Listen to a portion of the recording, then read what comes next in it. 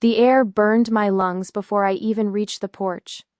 Snow piled high against the old cedar beams, the same ones I had paid for, carried, sanded, stained. My boots left deep, slow prints in the silence. Except it wasn't silent anymore. There were voices inside, laughter, music, the kind you play when you want the world to think everything's perfect. I froze. Through the frosted window, warm light spilled across the table, my table, and around it sat faces I hadn't seen since the fight. They looked comfortable. They looked home. And then I saw her, my sister, wearing the same green sweater she used to mock me for keeping, pouring wine into crystal glasses I'd bought the week I got my first real paycheck. For a second, my mind refused to process it. I blinked, thinking maybe the mountain had finally broken me, that I was hallucinating from the cold. But then I saw the portrait over the fireplace, the one of Dad and me after finishing the lodge. It wasn't there anymore. In its place hung a framed photo of her, my sister, smiling with her hand on the mantel like she owned the damn place. I felt something inside me snap. It wasn't anger, not yet. It was something heavier, like gravity collapsing in my chest. The world outside that door didn't make sense anymore. I gripped the handle. The metal bit into my palm, and when I pushed the door open, the laughter died. Every head turned toward me, eyes wide. The kind of silence that cuts through warmth and leaves. Only truth. "Hey," she said too casually. "You made it!" Like I'd been invited. I didn't move.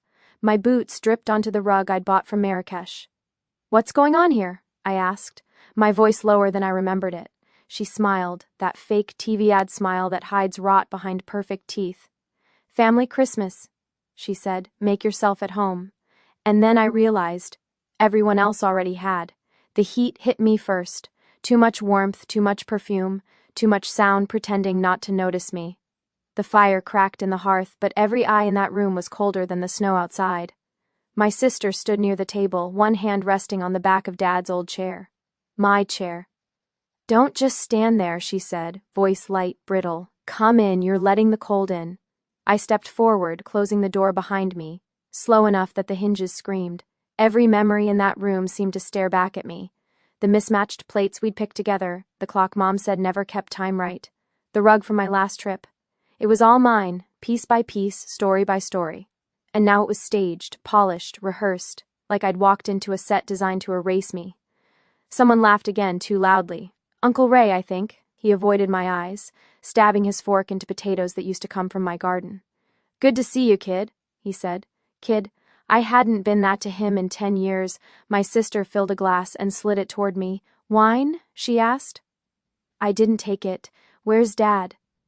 Her smile faltered for half a second. "He's upstairs resting. Long drive." Resting. That's what she used to say when she didn't want me to ask questions. I looked around the table. Not one person spoke. The sound of the clock's uneven tick filled the air.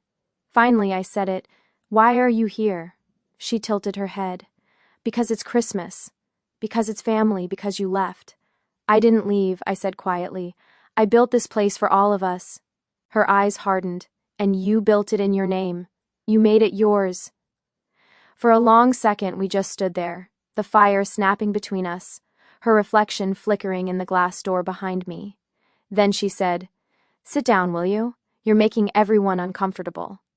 I looked at the empty chair across from her, my chair, and for the first time that night, I realized there wasn't a seat for me anymore. The night dragged on like a wound that wouldn't close. The laughter returned, quieter now. Careful, rehearsed. My sister Mo ved through the room with that performative grace she'd learned from years of pretending she belonged everywhere.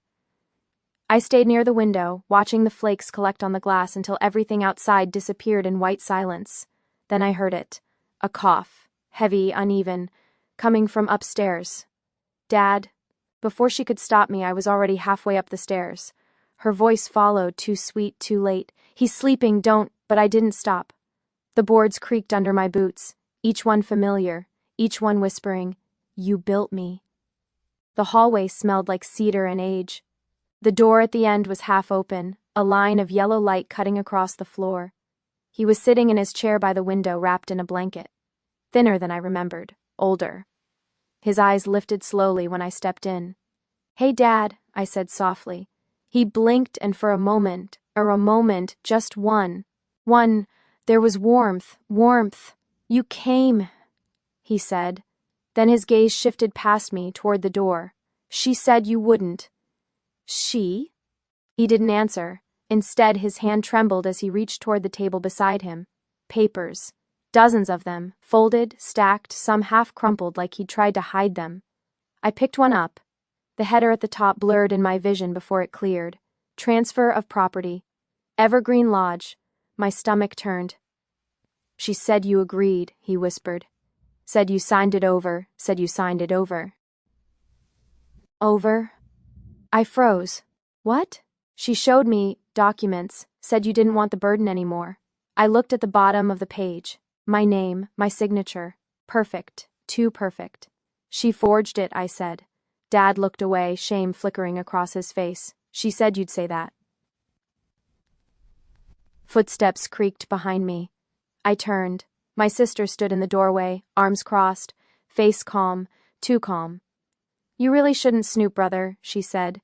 It ruins the holiday spirit. I held the papers up. You forged my signature. She smiled, slow, measured, victorious.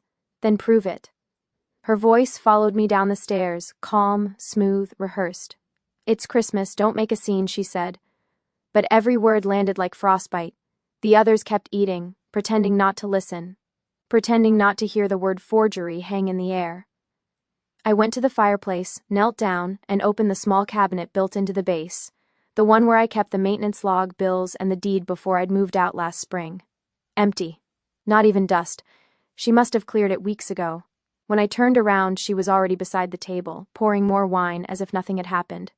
You're paranoid, she said, smiling toward the guests. He's been under a lot of stress. I almost laughed, not out of humor, but disbelief. The control she had over the room was terrifying. Even Uncle Ray nodded along, cutting his ham like he was agreeing to a business deal. I sat. Not at my old seat, I pulled a chair from the corner. Quietly. The box was colder than the air around it, metal stiff under my fingers. Inside lay years of paper, neatly folded bills, contractor receipts, and a worn leather folder holding the first property draft. I spread them across the workbench beneath the dim bulb. Each line of ink was like a pulse from a life I'd almost forgotten. Every loan, every check signed by me, not by her. I snapped pictures on my phone, page after page, the click of the camera loud in the still night. Then I found it. A copy of the transfer letter from 2 years ago, when Dad had first insisted the lodge be in both our names. His signature looked shaky even then, but mine was deliberate, and different from the one on the forged papers upstairs. Proof enough to start. The sound of gravel outside pulled me from the workbench. Headlights cut through the snow, Uncle Ray's truck easing down the drive. He must have stepped out for air, or maybe she sent him. Didn't think you'd be out here, he said, tugging his coat tighter. Needed space, I replied. He hesitated at the doorway, eyes on the papers. She told us you gave her permission, said you were walking away. Do I look like I walked away? He looked down. She's been good to your dad, kept things running. People started to believe it was hers. That's how she works, I said. Take something piece by piece until no one remembers where it started. He sighed, heavy, old. Careful, son, you poke too hard, you'll break what's left of the family. Maybe it's already broken. He left without another word. The taillights faded into the trees. I turned the lamp off, packed the documents back into the box, and slid it beneath the bench. As I locked the shed, snow began to fall again, thicker, quieter, the kind that hides footprints by morning. Inside, the laughter had died down. Only music now, low and soft. Through the window I could see her pacing, phone pressed to her ear, smile gone. She was nervous. Good. Because for the first time since walking through that door, I wasn't the one on the outside anymore. Morning crept through the mountain pines, gray and heavy. The house was still. Only the slow tick of the hallway clock and the hiss of the furnace filled the silence. My sister was asleep, or pretending to be. Either way, it gave me time. I brewed coffee in the kitchen, the same old machine I'd bought when the lodge was first built. Quiet, clean. But underneath, I could see the cracks forming, small, invisible lines running through the surface of her story. And I knew exactly where to press next. The smell of coffee and cinnamon filled the kitchen when she came downstairs. She looked perfect, as always, hair brushed, smile painted, phone in hand. "Morning," she said, as if the night before hadn't happened. I poured her a cup without asking. "Sleep well? Like a baby?" She took the cup, sipped, didn't meet my eyes. "Dad's resting again. Don't wake him. I won't." I sat opposite her at the table. Between us lay the newspaper, unread, and 2 plates of toast that neither of us touched. The silence stretched until it bent. It bent. Finally I said, "You ever talked to Tom Baird lately?" Her head lifted a little too fast. "Tom? From school?" "No, why?" I shrugged. "He said hi. Asked how the lodge was holding up." A beat. Then her lips curved. "Funny. You two weren't that close. People change."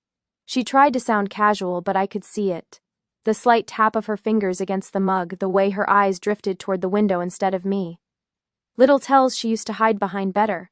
"Why the sudden interest?" she asked. "Just catching up on old paperwork," I said. "Turns out the county keeps pretty detailed records." Her smile froze. "You've been digging?" "Just verifying what's mine." That landed. The air in the room thickened, heavy with the smell of burned toast. She pushed her plate away. "You don't have to make this ugly," she said softly. "Dad can't handle more stress." I leaned forward. "Then maybe stop giving him reasons to." For a moment, neither of us moved. The furnace clicked on, filling the gap between us. Then she said, "You should have stayed gone. You always make things complicated." "Maybe I'm just finishing what I started," I said. She stood, shoulders straightening, voice smooth again. "You won't prove anything." "Maybe not," I said. "But you already look nervous." That got her. Just for a second, the mask slipped. And I saw it, fear, sharp and quick. Before she turned away, she left the kitchen without another word. I sat there, listening to her footsteps fade upstairs, and smiled to myself. The game had finally started. And this time, I wasn't the one playing defense. After she went upstairs, I stayed at the table until the house settled again. Every old beam seemed to creak in rhythm with my pulse. I wasn't angry anymore. Anger had burned itself out. What was left was focus. I opened my laptop, the screen glow faint against the dawn light spilling through the windows. The county records, the forged email, Tom's uneasy voice. They were pieces, but I needed them aligned. I created a folder named Evergreeny Proof and started saving everything there. Digital footprints don't lie, people do. The next step was legal. I called an old friend from the city, Daniel, a real estate lawyer who owed me more than one favor. He answered groggily. "You know it's Sunday, right?" "I know," I said. "You ever deal with forged property transfers?" He woke up fast. "Whose signature?" "Mine." A long pause. "That's serious. If you've got originals, I can cross-check the handwriting, metadata, all of it. But keep quiet. If she learns you're building a case, she'll start covering her tracks." "She already is," I said. He promised to send over a private upload link for everything. Before hanging up, he added, "Paper trails never vanish. You just have to know which drawer to open." When the call ended, I stood at the window. Outside, my sister was walking toward the shed, phone pressed to her ear, boots crunching through snow. I watched her tug on the lock, check the handle, then glance back toward the house. She knew something was missing. Good. By the time she came back inside, I was in the living room, pretending to scroll through messages. She stopped behind me. "Cold morning," she said lightly. "Yeah, someone's been snooping around." "The shed." Her tone didn't even tremble. "Maybe a fox. Maybe." She lingered, waiting for me to show my cards. I didn't let her wonder which move I'd seen, which one she'd missed. Later, when she left to run errands, I followed her tracks in the snow just far enough to see which way the car turned. Downhill, toward town, toward the bank. That was her next move. And now I finally knew where to watch. I waited until her car disappeared down the road before grabbing my coat. The air outside was thin and cruel, the kind of cold that chews through wool. But it helped clear my head. If she was heading to the bank, there was a reason. Maybe to check on the forged transfer, or maybe to move money before anyone noticed. The drive down the mountain was quiet, snow soft under the tires. I passed the lake where we used to skate as kids, her laugh echoing in the distance like a ghost from a time when things were still simple. Funny how the same sound could now make my stomach twist. At the bank, I parked 2 spaces down from her SUV. Through the glass doors, I could see her standing at the counter, smiling at the teller, the same way she used to charm teachers into late homework passes. Still flawless, still dangerous. I stepped inside just as she finished her transaction. She didn't see me. When she left, I waited a beat, then approached the counter. The teller, a woman maybe in her 50s, greeted me with polite curiosity. "Good morning." I nodded. "Morning, I'm actually trying to verify a property payment that was supposed to clear last quarter. It's under the Evergreen Lodge account." She typed for a moment, then hesitated. "I'm sorry, sir, that account is listed under—" She stopped herself, eyes flicking up. "Actually, I can't disclose that." I leaned in slightly. "I own that property. Or I did until my sister filed something that says otherwise." Her eyes softened. She lowered her voice. "Then you should probably see this." She printed a single page face down and slid it toward me. "Technically, I'm not allowed to show you this," she whispered, "but your name deserves to be on it." I turned it over. A withdrawal slip, 14,600, dated last week. Signature mine, or at least what looked like mine. I stared at it for a long time. The loops, the slant, even the way the ink trailed off at the N. Perfect. Except, I never sign with a blue pen. That tiny detail, that single stroke of color, was her first mistake. I folded the slip carefully and slipped it into my pocket. The evidence was finally bleeding through. By the time I got back to the lodge, the clouds had thickened, a heavy bruised gray pressing low against the pines. My sister's car was back. I could hear music from upstairs, her favorite playlist, like nothing in the world was wrong. I went straight to my room, closed the door, and took out the folded withdrawal slip. The blue ink shimmered faintly under the lamplight. People think forgery is about handwriting. It isn't. It's about rhythm. The way a hand moves, hesitates, lifts. Hers mimicked mine perfectly. But the color, that was her ego showing through. She liked things to pop. I snapped a photo of the document and sent it to Daniel, my lawyer friend, with a message. "Compare this to my previous signatures. Look at the pen color." Called me 10 minutes later. "Yeah," he said.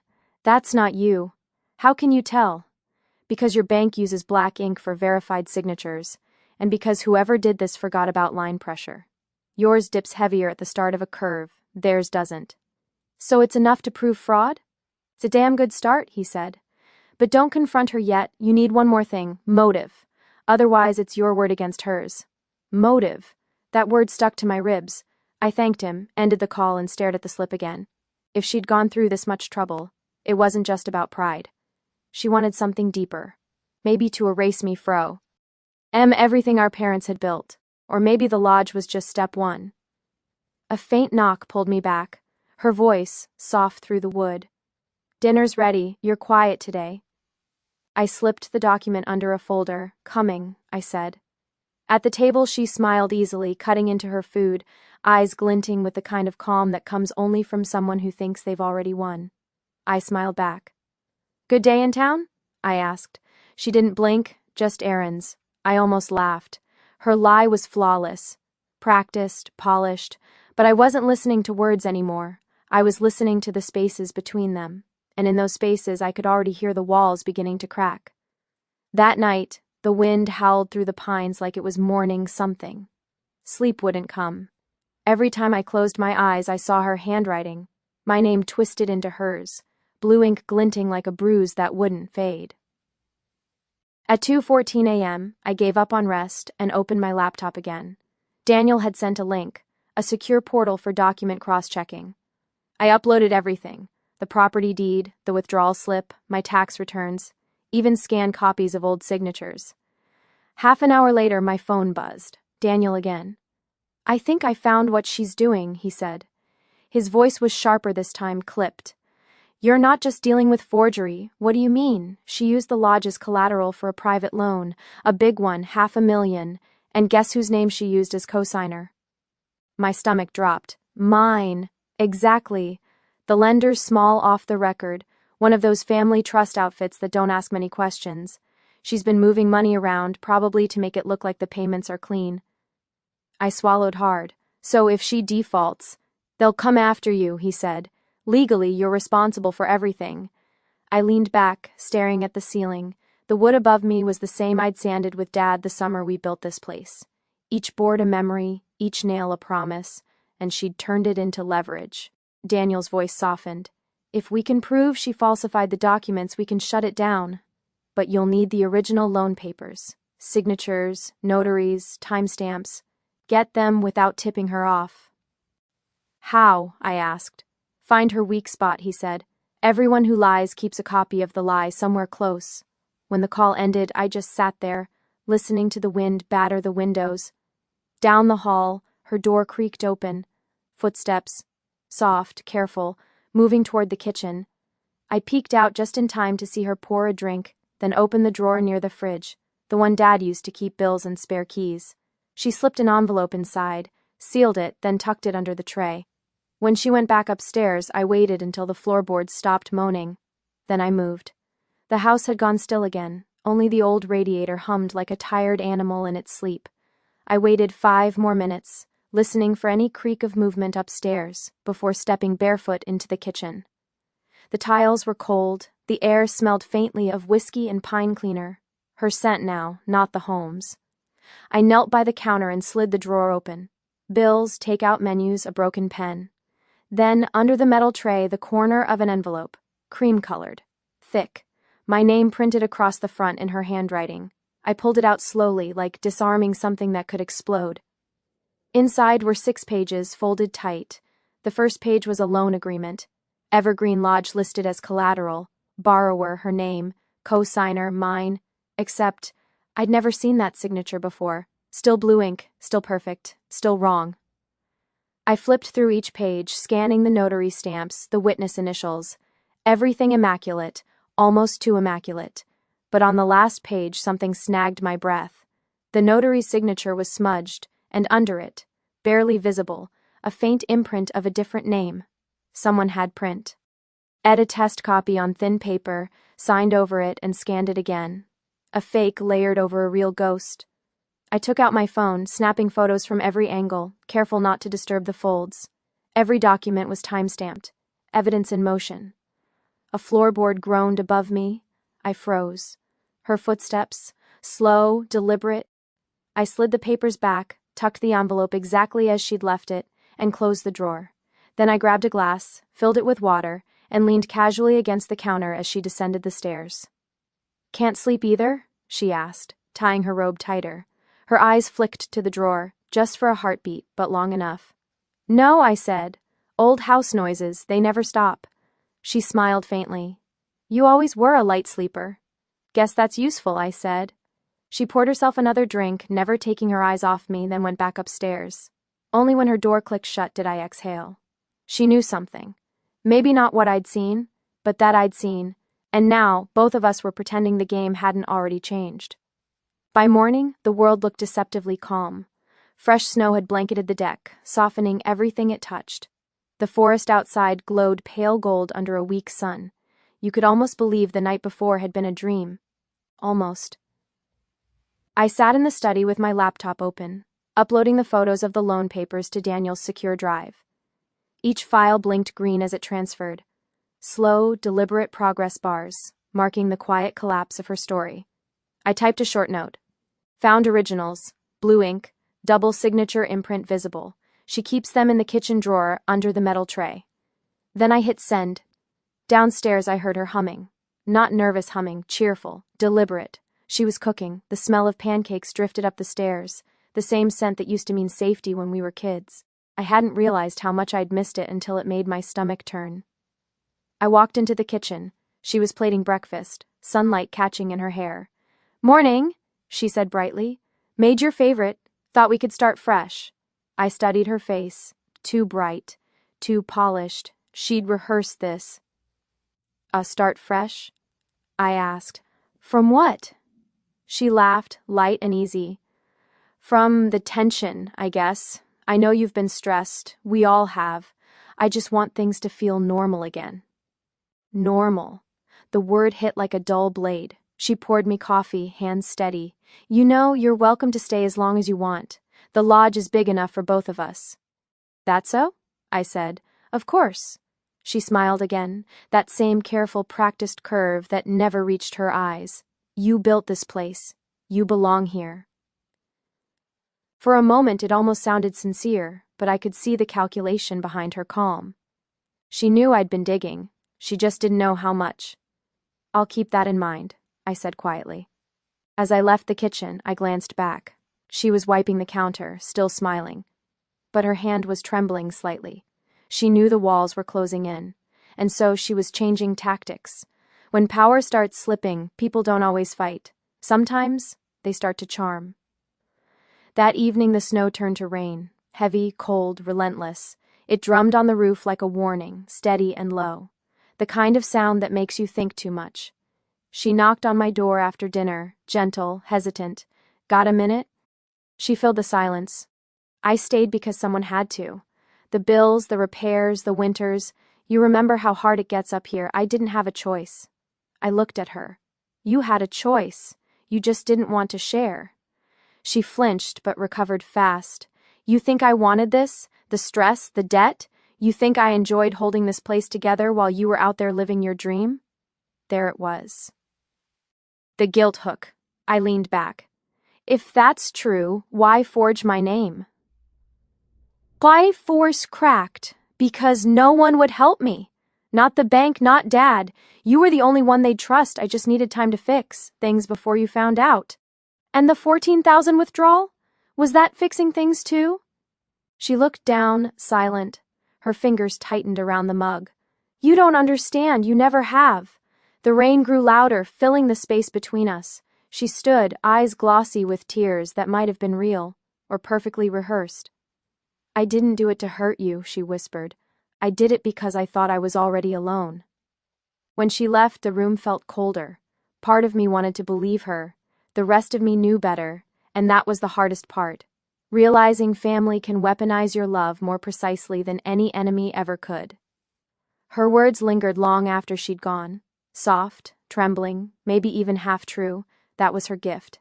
She never lied outright. She just rearranged the truth until it fit her story. By morning, my inbox pinged. A message from Daniel marked urgent. I opened it expecting legal jargon. Instead, there was a single sentence. Found where the loan money landed. You're not going to like it.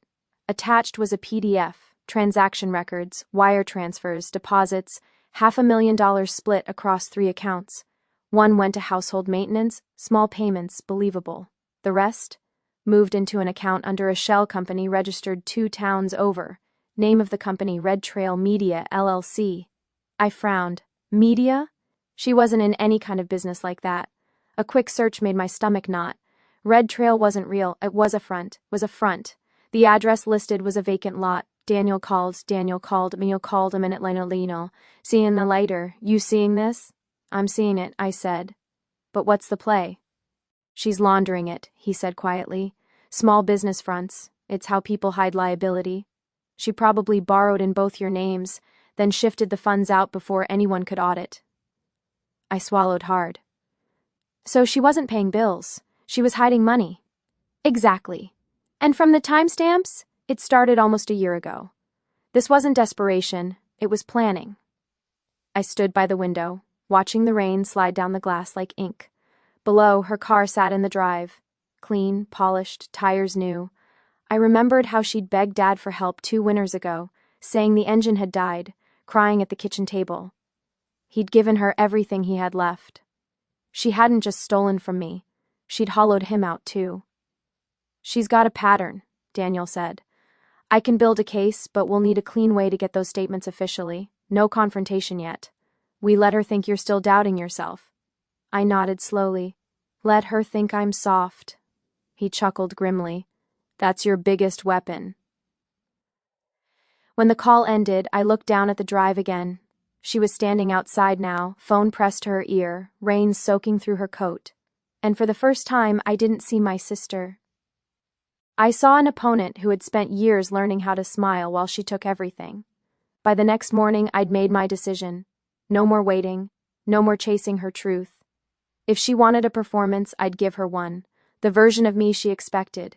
Guilt-ridden, uncertain, easy to manipulate. The plan started with breakfast. I found her in the kitchen, humming again, hair still damp from her morning shower. The smell of maple syrup filled the air. She looked up, surprised but pleased. "You're up." "Early," she said. "Couldn't sleep," I replied, smiling just enough. "Been thinking. Maybe you're right."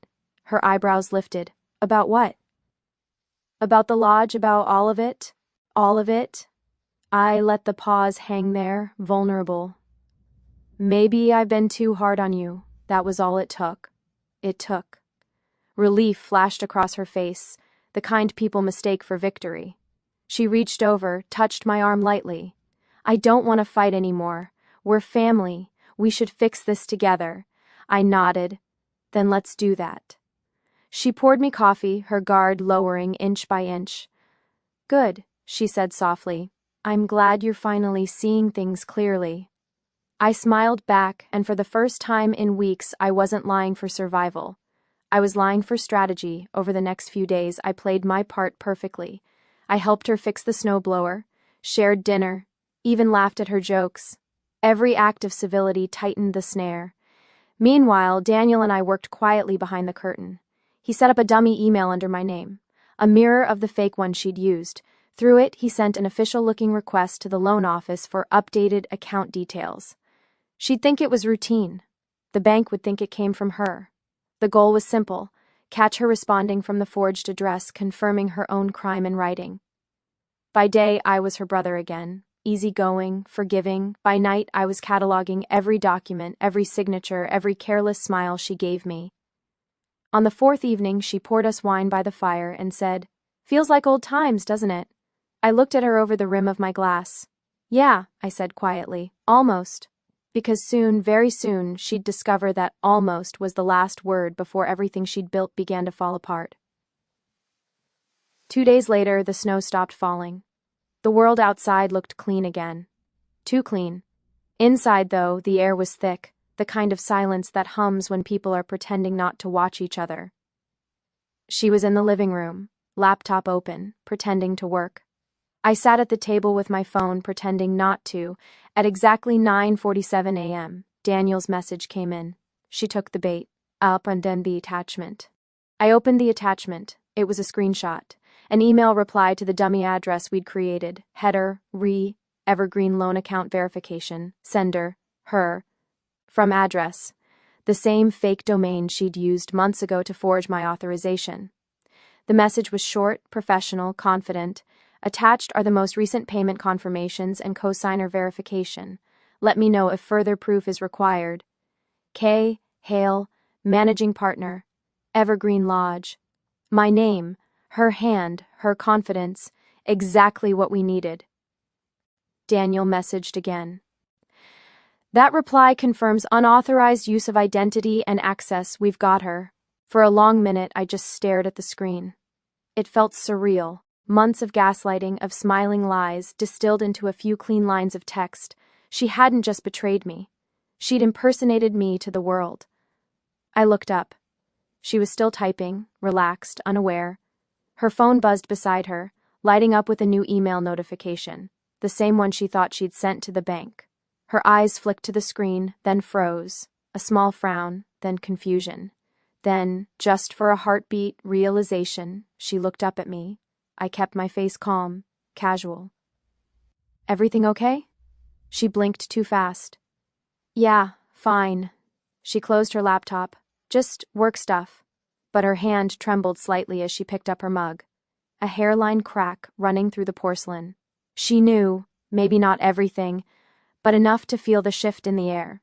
For the first time, I wasn't the one reacting. She excused herself a few minutes later, claiming she needed to make a call. I waited until the door shut behind her before dialing Daniel. "She's starting to panic," I said. "What's next?" He didn't hesitate. "Now we make it official." The next morning began like any other, except this time I knew it was the last day the house would belong to her illusion. At sunrise, I called Daniel. "It's time." He didn't ask if I was sure. "Already drafted," he said. "Identity theft, forgery, and fraudulent co-signing. We'll serve notice through the county clerk by noon. She'll get the email first, then a physical copy by courier." I stared at the frost curling across the kitchen window. She won't take it quietly. She doesn't have to, he said. Just don't tip her off until after she reads it. Let the paper do the talking. I hung up and made coffee. The smell felt heavier than usual, almost ceremonial. Like something ending. When she came downstairs, she looked exhausted. Eyes shadowed, hair undone. She tried to play calm, but her voice had that brittle edge now. You've been quiet, she said. Everything okay? I smiled. Yeah, just handling a few things with the bank. The color drained from her face for half a second before she caught it. Oh, anything I should know about? Nothing you need to worry about, I said.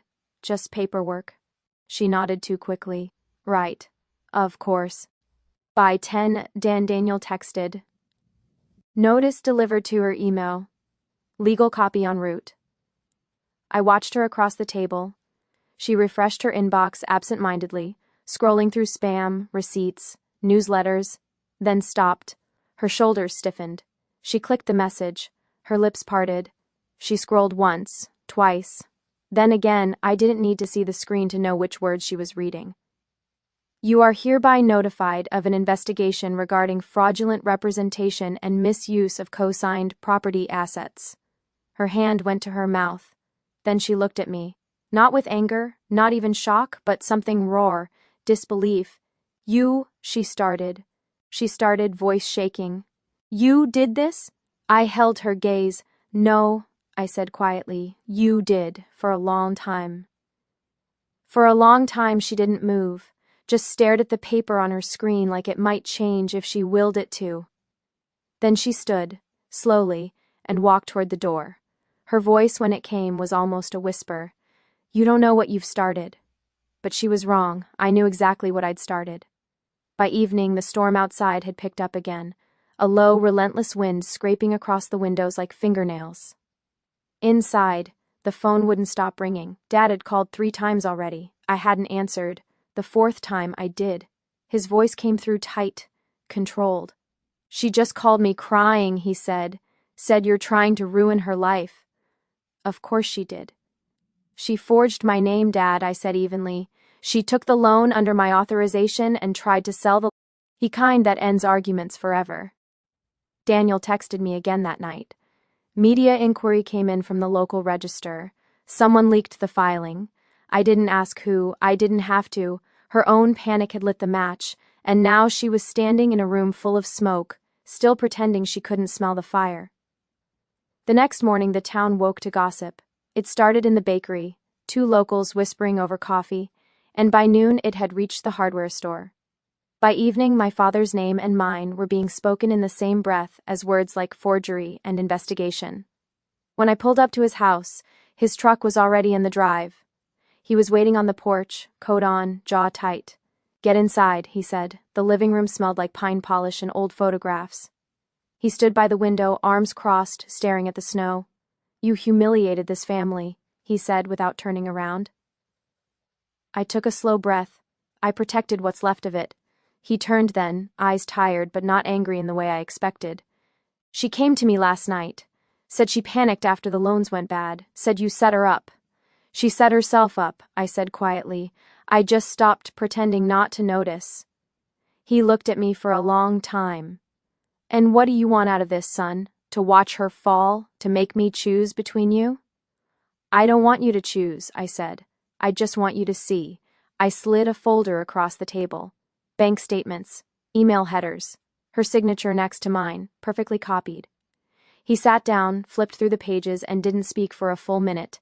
Then his hand went to his mouth. She used your credit line, he whispered, every cent of it. For the first time, I saw his shoulders sink, the weight finally settling where it belonged. All the years he'd trusted her more. Her charm, her quick words, melting into something like regret. He closed the folder. She called again this morning, begged me to tell you to stop, said you're destroying the family business. It was already destroyed, I said. She just gave it a nicer view. He looked down, then nodded once. Whatever happens next, he said, do it clean. I will. Outside, the snow had started again, soft, steady, almost merciful. But for the first time, he didn't look away from it. He watched it fall and finally said, She's on her way here. The crunch of tires on gravel came first, then a car door, then the unmistakable rhythm of her heels on the porch, slow, deliberate, like someone rehearsing calm. Dad didn't move. He just stood at the kitchen counter, staring into the mug he hadn't touched. I opened the door before she could knock. She looked smaller than I remembered. Not physically, just deflated. Still, her voice came out steady. "We need to talk." I stepped aside. "We are talking." She brushed past me, coat still on, scanning the room like she was walking into enemy territory. When she saw Dad, her composure cracked for half a breath. "Dad, I didn't expect—" He cut her off quietly. "Sit." She hesitated, then sat across from me. The same table where Mom used to make us promise we'd never let money change this family. How naive that sounded now. Dad finally looked up. He showed me everything. Her chin lifted. "And you believe it? I read the documents," he said. "Your signature's on every one." She laughed, sharp, brittle. "Do you think I wanted this? I was trying to save the lodge. You left it to rot, both of you." "That doesn't excuse forgery," I said. She snapped back. "I built that place while you were off pretending not to care. You only came back when it was worth something." Worth something. The silence that followed was suffocating. Dad rubbed a hand over his face and over his face. "Enough. Enough, both of you." He looked at her first. "You lied to your brother, to me. You used his name to take money you couldn't pay back. Then at me. And you let this turn into war." I wanted to argue, but I couldn't. He was right. She blinked fast, fighting tears she didn't want me to see. "You don't understand," she whispered. "I thought I could fix it before anyone found out." Dad's voice softened just a little. "You still can, if you stop lying." For the first time, she didn't answer. She just looked down at her hands, pale and trembling. When she finally spoke, her voice was almost gone. "It's not just the loan," she said. "There's more." The room went still, and in that breath I realized the truth I'd been chasing wasn't even the full story. For a long while, nobody spoke. The clock on the wall clicked each second louder than the one before. She stared at her hands, twisting a ring she'd never worn around family. Finally, she whispered, "The loans weren't just for the lodge." Dad frowned. "Then for what? Then for what?" Her breath hitched. I blinked. "What debt?" She looked up at me, eyes raw, hospital bills, credit cards. She'd been hiding them for years, taking out small loans in her name and mine. When she died, they came after me first. I thought if I used the lodge as collateral and rebuilt, I could pay it all off before anyone noticed. Dad's face drained of color. "She never told me. She didn't tell anyone," she said, "because she didn't want you to sell the land. She thought it would ruin what your father built, so she kept borrowing. I only found out after she passed." I felt the room tilt a little, the anger I'd been holding for months twisted into something harder to name. "You still forged my name," I said quietly. "I know." Her voice cracked. "I panicked. I thought you'd say no. I thought if I could just get ahead of it." Dad slammed his palm on the table, not in rage but heartbreak. "You should have come to us." "There was no us," she shot back. "You barely spoke after the funeral. You were drinking every night, and he," she pointed at me, "was gone. Somebody had to keep things running." I couldn't argue. I had left. I told myself I was protecting my sanity, but maybe I'd just been avoiding the mess. She wiped her face. "The bank still owed $80,000. If they freeze the account, we lose everything. The lodge, the land, gone." Dad sank into the chair across from her. "Why didn't you tell me sooner?" "Because I thought I could fix it," she said again, softer this time, "and because I didn't want you to see what Mom left behind." Outside, the wind rattled the windows, carrying the sound of the forest. For once, none of us spoke. The truth wasn't clean or comforting. It just sat there, heavy and undeniable. The storm outside had blown itself out overnight. The sky was a flat, merciless gray, the kind that leaves no shadows, only reflection. We sat in the kitchen, 3 mugs of untouched coffee cooling between us. No one was angry anymore, just emptied. Dad finally broke the silence. "So the bank wants $80,000, he said. If we don't pay, they seize the property within 60 days. She nodded. "And the repairs have already cost $40,000. I maxed everything trying to finish before the holidays. I rubbed a hand over my face. You should have told me, I could have helped. She gave a short, broken laugh. Since when have we asked each other for help? That landed harder than I expected. She was right. We'd all been living like islands under the same roof, pretending independence was strength. Dad leaned forward. We can still fix this, he said quietly. If we sell the upper cabins, that's 30. I can refinance the truck. That's another 10. We'll find the rest. I looked at him, surprised. After everything? She's my daughter, he said simply. You're my son. I'm done choosing between you. For a long minute, the only sound was the creak of the old house settling around us. Then she whispered, I'll sign whatever I have to. The lodge should be in your name again, both of you. I shook my head. No, it's all of ours, or it's no one's. If we lose it together. She stared at me like she didn't belie. Eve, I meant it. Then her eyes filled again, quiet this time, not theatrical, just tired relief. Dad reached for the stack of papers on the counter. Tomorrow, he said, we go to the bank, we tell them the truth. RS had gone to bed. I stepped outside. The air was thin and cold, carrying the scent of pine and wood smoke. From the hilltop, I could see the roof of the lodge glowing under the moonlight, not perfect, not new, but standing. I thought about everything it had cost to get here, the lies, the guilt, the silence, and how somehow, against reason, it still ended in peace. Not the kind of peace you find in silence, but the kind you build when you stop running. I took one last look at the lodge and whispered, We made it, and for the first time in years, I believed it.